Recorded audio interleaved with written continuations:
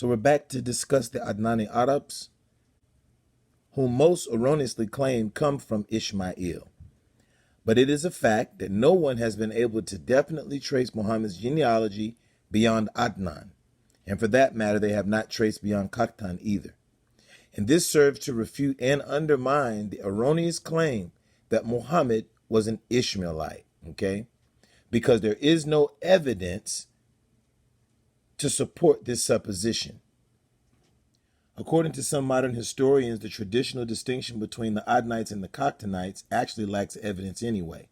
And it actually may have been developed out of the factional fighting that took place during the Umayyad period, okay?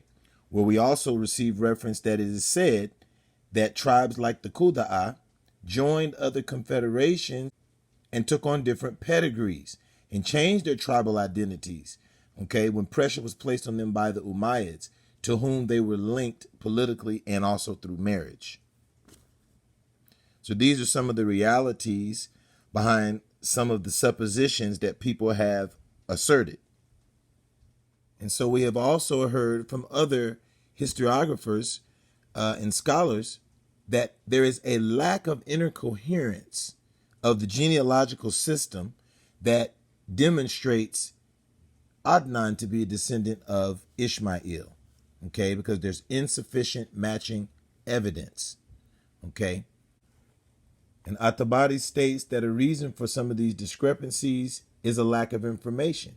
And what information that they did have came from Christians or Jews, okay, Israelites. And these differences arise because it is an old science that's taken from the people of the first book, the Old Testament. Okay, and we find that in the History of Tabari, Volume 6, page 38. So we have to also understand that the same thing happened to Jesus. His genealogy is different in the Bible. You will find two genealogies in the Bible.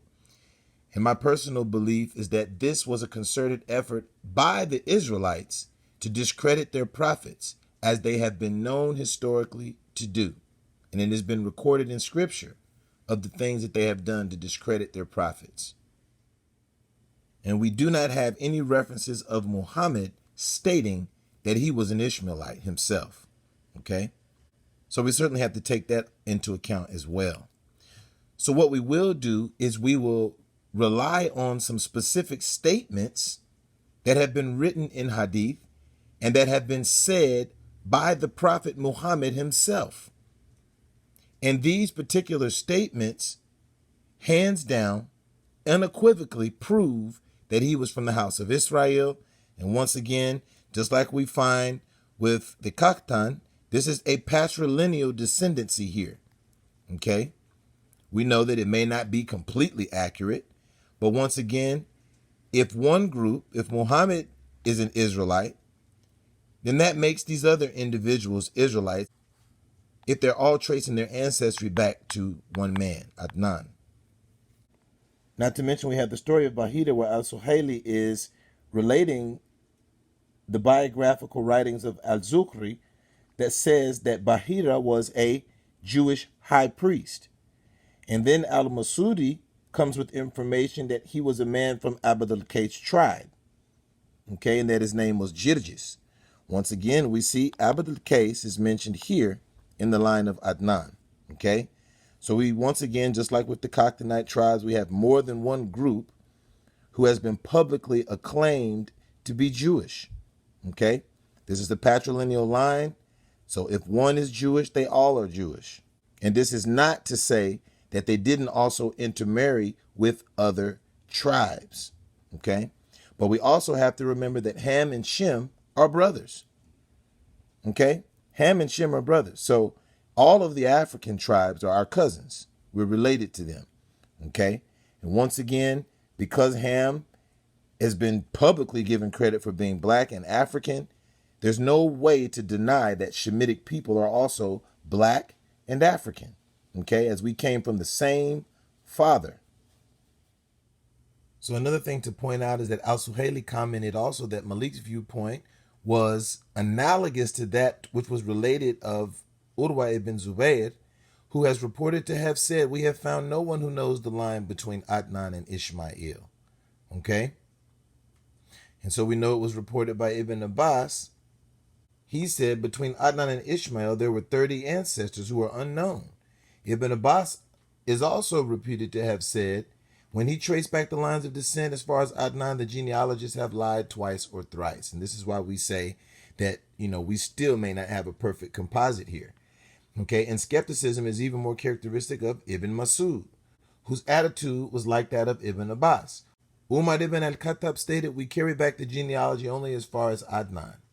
Abu Umar ibn Abd al-Bar stated in his book, Al-Amba fi Marifat, Kaba'il al-Ruwa, facts concerning the knowledge of the tribes of the transmitters, that Ibn Lahiya related from Abu al-Aswad that he heard Urwa ibn al-Zubayr say, we never found anyone who knew genealogy past Adnan or Qattan, unless they were using conjecture. And that's what you'll find everybody using today.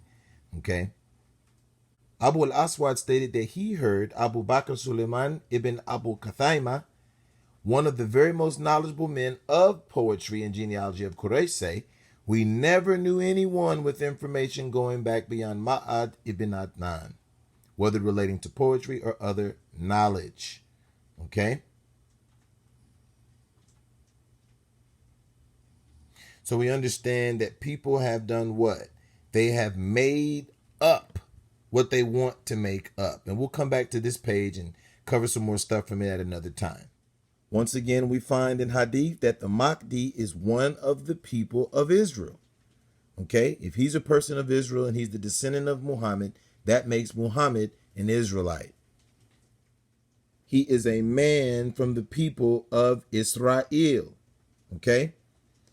So this also makes Muhammad an Israelite. But not only Muhammad, but the rest of the Adnan tribes.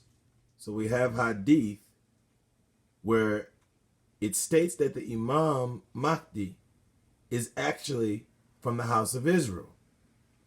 Well, we also have Hadith saying that he's from the Quraysh. Okay? So once again, this makes the Adnani Quraysh Israelites. Hands down. Cannot be argued. Okay? Then we have Muhammad also here saying that Hazrat Mahdi is one of my children. Okay? And if you look at the lineages that are involved in the descendancy, that it can only point to one place, and that's Israel. So this cannot be disputed. So this will show us the identity of those who conducted the Arab slave trade, and therefore lead us into understanding who was actually responsible for it. Not only that, but this particular slave trade bled into the transatlantic slave trade. There is a narrative that is going around that wants to destroy the veracity of Islam. But the reality is that the house of Israel had already fallen into a schism, and they had already elected tyrants and despots to rule over them. Okay? And this was in disobedience to what the prophet had commanded the Israelites. Okay? And so these were the consequences of that reality. Okay? So this is to dispute all of those people who erroneously make claims about this particular trade and the transactions that took place in it, and to correct our misguidance and misunderstanding of our own true Jewish history.